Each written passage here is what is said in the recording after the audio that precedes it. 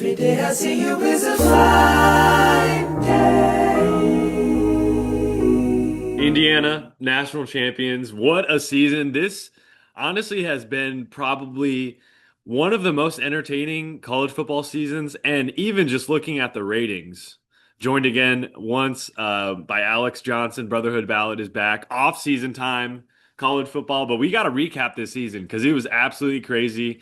We had Fernando Mendoza go from a relatively unknown player to winning the Heisman Trophy. Kurt Signetti is a celebrity. He is the man in Indiana. He pretty much owns that state. And we'll get started with Alex has a question for me. So start us off. Yeah.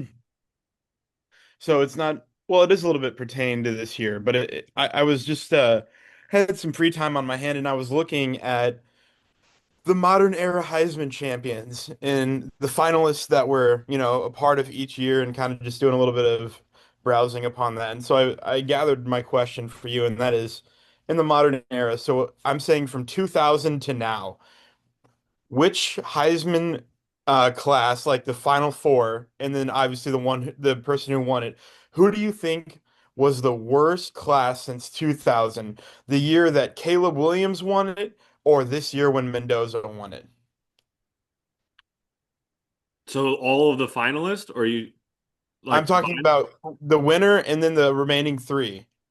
Oh, okay, okay. Let me get the list together. So let's see. So 2000 we had Chris Wenke. I just mean, which one do you think is worse out of those two? The year Oh, okay, okay, Caleb okay. Williams So won you're it, saying or Caleb this year? Williams, Max Duggan, CJ Stroud, and then what was the other one? Kyle Trask, I think. Kyle Trask, and then we got or this year with Pavia, Yeah, Love, Mendoza, and Sayan. because in my opinion, these are the worst 2 years since 2000. Wow. I So what? mean, yeah, because it's sandwiched in between that. Get this. Jaden Daniels, Penix, Bo Nix is the top three. I don't know who those. I only have the top three showing on my list, but then Travis Hunter, Genty, and Dylan Gabriel. I mean, so I would definitely go. I mean, Max Duggan, shout out to him, but like he was kind of he was kind of just like a pick just because TCU was so good. But I don't know. Yeah, definitely. I would say the Caleb Williams one is worse than this year just because Mendoza was so electric, and I feel like he had a much more magical year winning it all. Caleb Williams didn't win shit at USC. He lost to Tulane in a bowl game, so I don't want to hear it. And then Diego Pavia, I think he had a really, really good season for Vanderbilt, considering they were one of the worst teams. They were kind of like a little brother of Indiana in terms of they were horrible in the SEC, and now they've gotten better. Obviously, they didn't win it all, but and then Jeremiah Love was the best running back in the country. So, yeah, I mean, looking through. I mean, we have like absolute banger years, like Lamar winning with Deshaun Watson and Baker, like runner up. I mean, come on, what are we doing? Um, 2015 was Derrick Henry, Christian McCaffrey, and Deshaun Watson. I mean, like these are no. I mean, 2012 Manziel, Manti Te'o, and Colin Klein. Like, come on, That's that's kind of bad electric. because I mean, yeah, shout out Manti Te'o's girlfriend. 2010 Cam Newton, Andrew Luck, and LaMichael James. Dude, LaMichael James was a fucking menace at Oregon. I hated when Arizona played Oregon because I mean we got smacked until they got Mark Helfrich and we beat their ass in Tucson, but it don't matter. 2011 RG3, Andrew Luck, and Trent Richardson. What in the hell? I think Trent Richardson's the best running back at Alabama ever, Better than Ingram? and better than Sean Alexander, and better than Eddie Derrick Henry. Lacy? Sorry, I had to do it. Anyways, Um, yeah, I think I'd have to. Wow, I mean, t 2002. If we're getting deep into the weeds, we got Carson Palmer winning, which. Fair enough. Carson The Palmer. runner-up in 2002 was Brad Banks, a quarterback from Iowa. Who the fuck is Yeah. that? And then Larry Johnson, a running back from Penn State. Shout out to Willie Pete. But Shout out Willie Pete. bro, get this. 2000 was Chris Wenke from Florida State. He won. The Yeah. backup was Josh Heupel, quarterback for Oklahoma, now the head coach at Tennessee. And then we got Drew Brees, came in third for Purdue. Shout out to Purdue and Mr. Brees. Wow. I mean, yeah, dude. 2022, I guess, because CJ Stroud, I mean, he's a one-hit wonder, it seems like, in the NFL. Max Duggan, TCU legend for sure. And then Caleb Williams. I mean, I don't even really want to get into the Bears and what they did in the playoffs this year because I just can't stand them. I mean, Ben Johnson is cool and all, but I just can't stand the Bears. Yeah, anyways, let's get into it.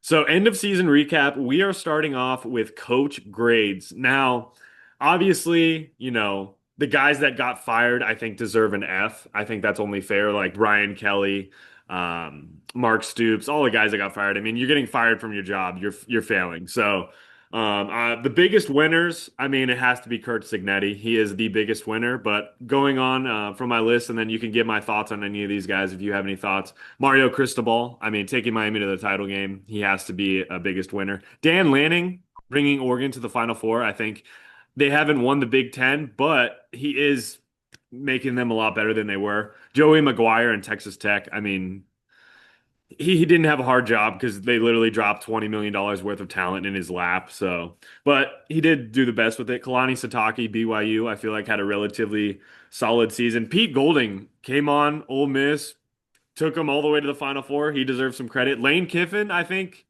in terms of leading Ole Miss to as great a success as probably was their ceiling, and then getting a bag and going to LSU and having the number one portal class. Jeff Levy at Mississippi State, I think they went 1-11 last year, and this year I think they went like 6-7 and lost in the bowl game. So he did really well. And then biggest losers, Dabo, Brian Kelly. I mean, he got fired, so yeah, obviously that's a huge L. And then Marcus Freeman and Mike Norvell at Florida State, biggest losers. What are your thoughts on the winners and losers? Yeah, I really like that list. I think I think I think you hit the nail on the head with all those.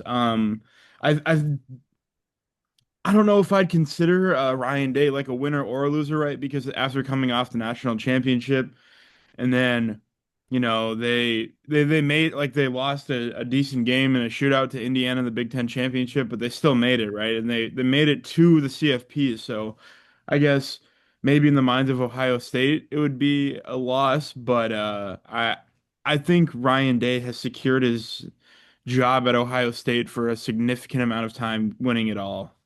I agree. I think Matt Campbell is a L on the season.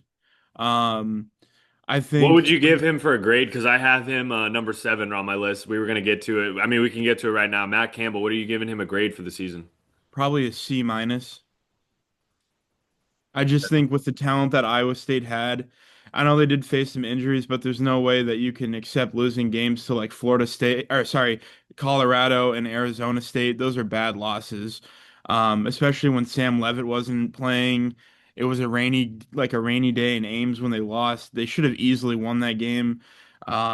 Losing to Colorado on the road is horrible. I mean, especially how they started out, right? I mean, it's just unacceptable. And now you have the coming out of this whole situation. You now have the Penn State Cyclones, and you have the Washington State Cyclone or the Ames whatever Wildcats now or whatever they are, Navy whatever the Lions? Washington. Yeah, no, whatever mascot the Washington State are the Cougars. Yeah, Cougars, Yes, yeah, so the Ames Cougars and the Penn State Cyclones.